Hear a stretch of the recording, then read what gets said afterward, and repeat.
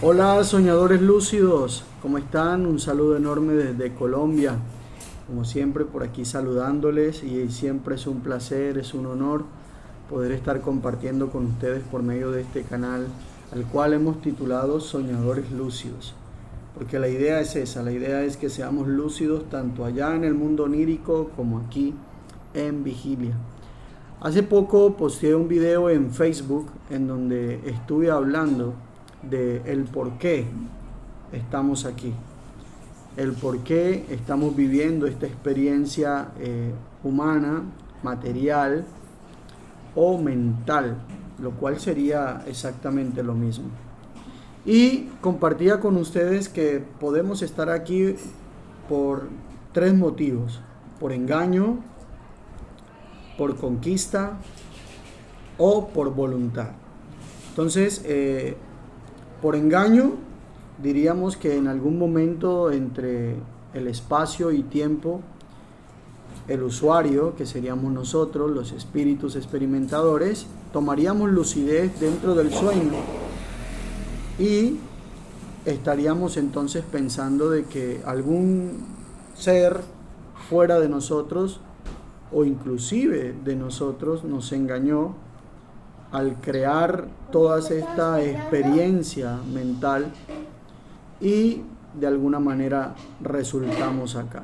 Entonces ese engaño evidentemente va a provocar que cuando tomemos lucidez estemos siempre pensando en esa persona o en ese ser que nos engañó y nos dio un motivo para estar acá.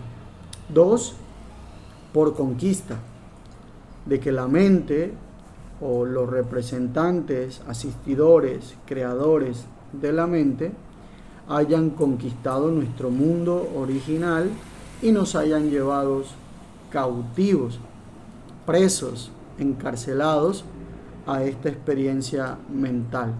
Entonces, dentro del espacio-tiempo, cuando este usuario tome lucidez o tome conciencia y recuerde quién es y de dónde viene y para dónde va, evidentemente vamos a tener el pensamiento de que de alguna manera tenemos que escapar de este ser o de estos seres que nos han encarcelado o han conquistado nuestro mundo.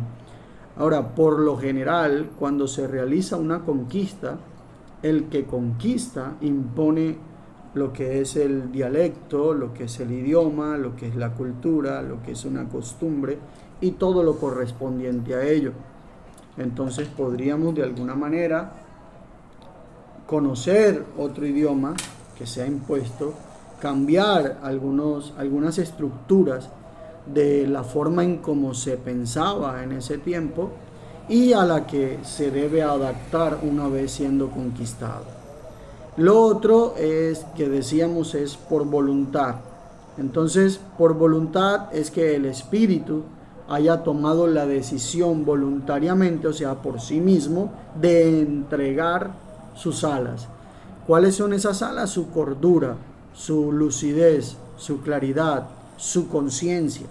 La haya entregado voluntariamente a la merced de la mente y haya decidido vivir esta experiencia por sí mismo.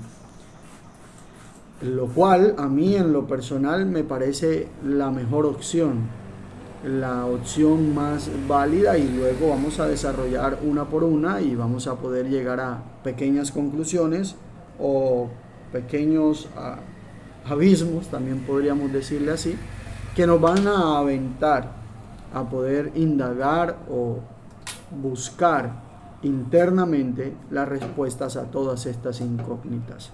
Entonces, si decimos que es por engaño, entonces vamos a tomar o vamos a poner en materia algunas cosas.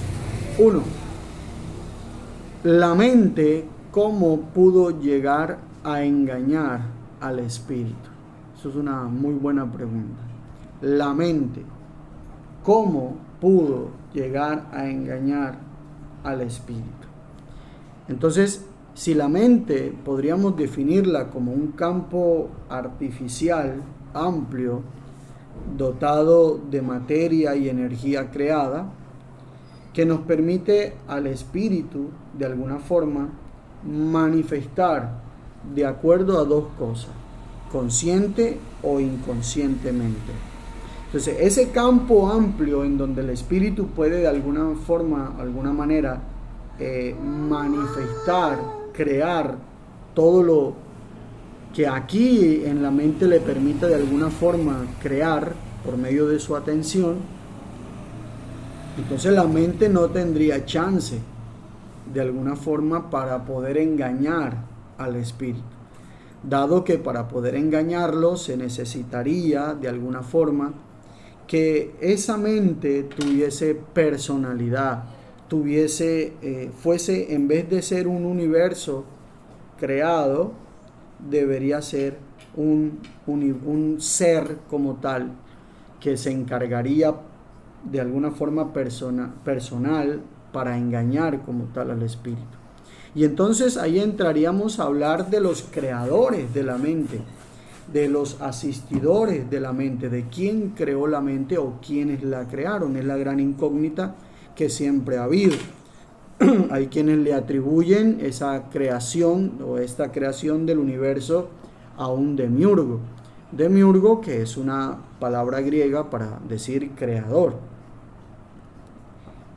Por lo general fueron los gnósticos quienes le atribuyeron la creación a ese demiurgo, un demiurgo que también es conocido en diferentes religiones, y no por coincidencia, o por casualidad, las demás religiones y las demás naciones también han adoptado una historia similar. Si usted indaga en la historia de Egipto, entonces va a encontrar una historia muy similar a la judía, a la sumeria, inclusive a la de la Antártida, inclusive a los de Atlanta, inclusive a los de Lemuria. Va a encontrar una historia muy similar en todas. Obviamente hay unas mucho más antiguas que otras, como es la Antártida, como es Lemuria, como son los sumerios, que de ahí es donde de alguna manera presiden las demás o siguen las demás historias. Las demás, cuando empezamos a estudiarlas detalladamente, podemos encontrar que muchos de ellos se copiaron de estas historias pasadas, dado a que los datos históricos afirman de que estas culturas antiguas anteriormente mencionadas fueron las principales o las primeras en tener dicha información. Las tablillas sumerias, y todo lo que se ha encontrado en la Antártida y toda la historia de Lemuria, en la división de los continentes, y etcétera, etcétera, que va muchísimo antes. Inclusive hay un investigador que ustedes lo pueden encontrar en Netflix. El hombre habla acerca de una era apocalíptica o preapocalíptica en donde todos los arqueólogos adaptados al sistema le avalan a cada una de las estructuras de las pirámides y todo eso, que se encuentran algunas en Malta, en Egipto, en México, algunas otras estructuras no como pirámides, pero sí similares a ellas, como una que se encuentra en Estados Unidos, que es una serpiente enorme. Entonces, si nosotros miramos todo esto, los arqueólogos allí afirmaron que estas estructuras tienen aproximadamente de existencia de 5.000 a 6.000 años. Pero este investigador, este arqueólogo, fuera de lo tradicional, decide por sí mismo indagar en ello y descubrió que estas estructuras tienen más de 12.800 millones de años. Aproximadamente, él indagando en ello, da con aquellos eventos llamados como la era de hielo y la lluvia de meteoritos que derritió estos glaciales y fue lo que provocó esas grandes inundaciones. Inundaciones que también aparecen en otras historias antiguas, como en la India, como en Asia, en todo el continente asiático. Por lo general todas tienen esa misma historia. En México también aparece una historia similar, donde una gran inundación y aparecen unos seres que les enseñan a estas nuevas culturas o a algunos sobrevivientes todo lo consiguiente, y ahí es donde aparecen todas estas estructuras. como las pirámides y todo ello. Entonces, si indagamos mucho más, vamos a poder dar que la historia de alguna forma está acomodada hacia eso, hacia que algunas otras etnias, algunas otras culturas aparecieron aquí en la tierra, o de los mismos creadores fueron los que ya infundieron y crearon todo lo que nosotros hoy podemos ver. También está la teoría de humanidades que tienen conocimiento artificial superior y mucho más superior al humano presente, y que son humanidades que ya se mueven por fuera del espacio-tiempo y que tienen la capacidad para crear otros universos. Tampoco es descabellada la idea, dado a que el ser humano puede de alguna forma desarrollar esa gran tarea, ¿no? Teniendo en cuenta su esencia, de dónde proviene, qué es, quién es, lo puede hacer, lo puede lograr. Sin embargo, se necesitarían millones de millones de millones, de cientos de millones de años para que este humano presente pueda llegar a desarrollar dicha tecnología. Ahora, cuando hablamos entonces de que si estamos aquí por engaño y personificamos a un ser que le dio de alguna manera forma a este universo, entonces podríamos decir que de alguna manera estos seres son similares a nosotros, porque ¿de dónde más surgirían estos seres? Entonces lo más probable es que estos seres hayan creado este universo, esta experiencia material, y luego de haberla creado ellos mismos hayan caído en el engaño de su misma creación y luego se hayan perdido dentro de la misma.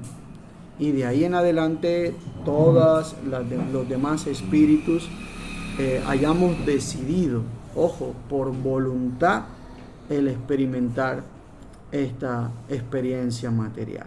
Ahora, detallemos lo siguiente. Si la mente es un gran ordenador artificial y usted se llega a su casa y ve la computadora, porque yo lo relaciono siempre con un computador. Si usted llega a su casa y ve en la computadora y hay un letrero que dice dale clic aquí para que de alguna forma ingreses a sitios donde tus placeres serán de alguna manera llevados al clima de la satisfacción, entonces usted decide si le da clic a eso o no le da clic. Ahora, eso le está mostrando a usted la posibilidad de ingresar a un sitio, pero quien toma la decisión si entra o no es usted. Aunque parece un engaño, quien está tomando la decisión voluntariamente de ingresar es usted.